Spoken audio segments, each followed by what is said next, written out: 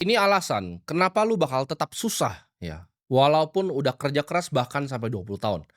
Karena uang yang lu tahu itu rusak.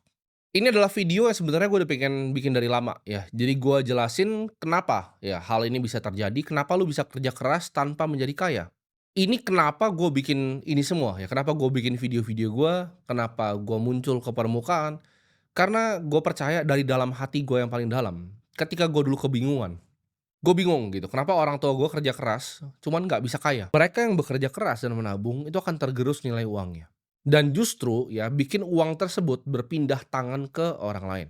Jadi ibaratnya kemampuan finansial, ya kalau kita ngomong di Filipina, ya misalnya uangnya beredar, kemampuan finansial masyarakat yang ada di Filipina akhirnya diambil ke tangan segelintir orang. Ya, rakyat nggak ada yang sadar sampai tiba-tiba meledak semuanya. Uang yang sekarang beredar ya, kalau kita lihat itu terkonsentrasi ke orang yang makin sedikit dan makin sedikit.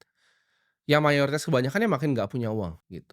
Karena dia pun sadar ya uangnya terus tergerus, ilusi inflasi 2 sama 3% tuh hanya angka saja, tapi ketika realitanya ketika kita beli bakso 10 tahun lalu dan sekarang, hasilnya jauh berbeda. Ketika kita beli rumah 10 tahun dan sekarang, hasilnya jauh berbeda. Kalau teman-teman nggak percaya, coba buktiin video gua, lu pause ini, lu entar lu play lagi ya 10 tahun lagi, rumah 5 miliar itu akan jadi rumah yang tidak begitu mewah. Kalau cuman kerja keras, kita ngomong 20 tahun, percuma, lu akan terperangkap ya dengan income lu, dengan gaji lu. Lu harus mencari aset yang langka dan diinginkan oleh banyak orang. Ketika bahkan lu dokter yang punya tabungan 1 miliar, tahun depan ketika lu nggak ngapa-ngapain, uangnya ekspansi, 1 miliar lu akan jadi 900 juta. Uang lu itu akan selamanya bocor. Inflasi ini hanya merampok orang yang tidak mampu untuk main di dalam gamenya. Ketika lu punya uang, lu bisa beli properti. Ketika properti lu jadi kos-kosan, tanahnya itu apresiasi karena inflasi. Ketika tahun depan lu bisa naikin gitu. Mereka yang kena inflasi, lu nggak kena inflasi, lu selamat dari inflasi malah uang lu bertambah.